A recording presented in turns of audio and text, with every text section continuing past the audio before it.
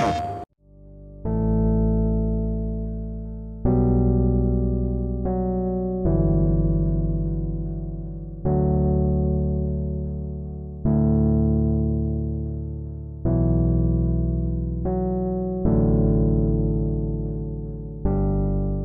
am super duper excited that we're at Comic-Con because to me it's just like popular culture.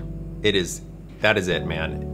The fact that we're invited to participate is a big deal because it means we're part of popular culture, and if we have made the grade to be a part of it, then that's awesome. That means that we're succeeding at making people happy with the game, and that's totally our goal. It's huge. Going to panels and listening to people talk and stuff like that, it's going to be really cool to be like on the other side and finding out that there's enough people out there that really see inFAMOUS as like this comic book come to life.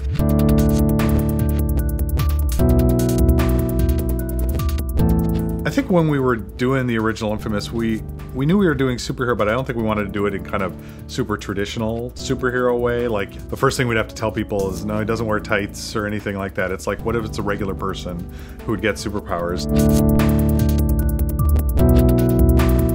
It fit more into some of the kind of postmodern stuff, the feel of a modern city in crisis, kind of the dystopian books that had been out in the last 10 years, some really, really great stuff.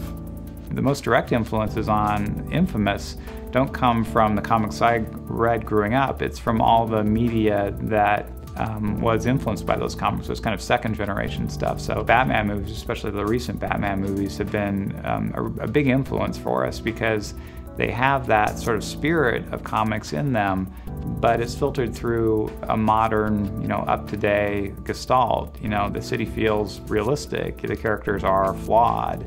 I don't think we wanted to just say, well, here's this comic, let's just go make it, and just change the character. I don't think that would have been a huge failure for us. So this is an honorable treatment of a comic hero.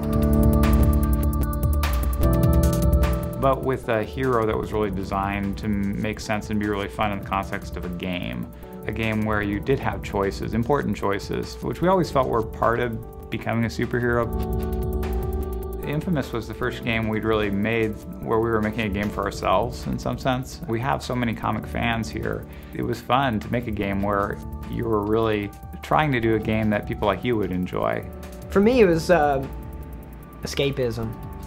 I grew up in a real small town. It's really tough to get this sense of bigness. Before I got into comics, I was into, Bionic Man and Evel Knievel. There's something out there that you could turn it on and you kind of like have that level of escape. And like with comic books, it was definitely that. All the artists from the studio, we actually make a comic called Atomic Lead.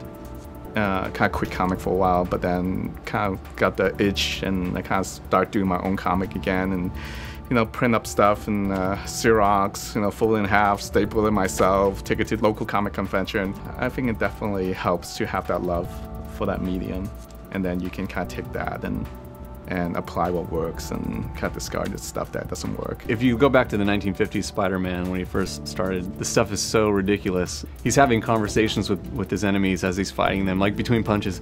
Now, what I'm about to do to you is, and he's wearing underwear, like this crazy.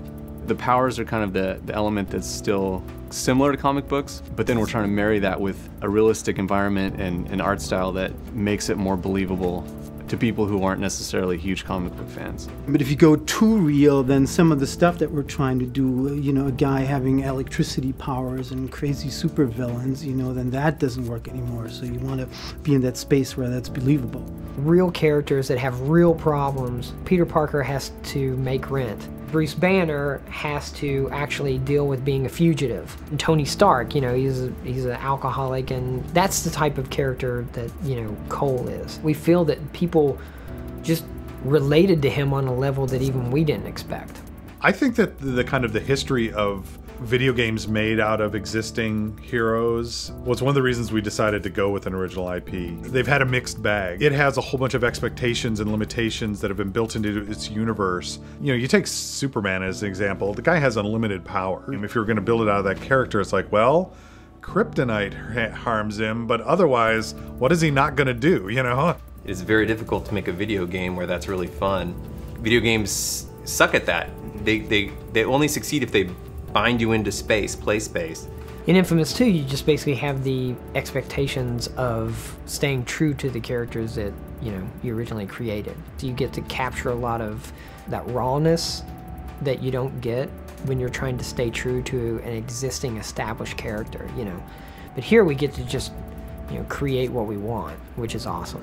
But to really improve and get to the kind of the next level, be willing to throw away your old stuff and start over. There was a lot of splatter work done in the first one. I mean, literally every page was just a big wet splatter everywhere, and I felt that worked really well in an urban city. In Mirai, it just didn't seem like it would make as much sense, you know? I kind of wanted to capture a little bit more of what this New Orleans-ish kind of city would look like, so just kind of removing a lot of the wet splatters and going more for a watercolor look as opposed to more traditional comic book coloring. I've seen some graphic, cut scenes where, somebody hit them and it's like kapow, and you see the word kapow. The direct reference with the border or the panels and the word balloons and stuff.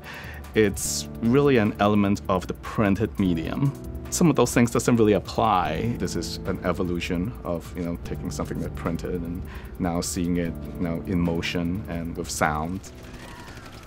Like all art form, is always evolving, which is really exciting. Super, super exciting to be, at that edge. And what we're doing is not a comic book, nor is it a straight, full-on, animated piece. It's actually somewhere in between, and we're trying to carve that little niche.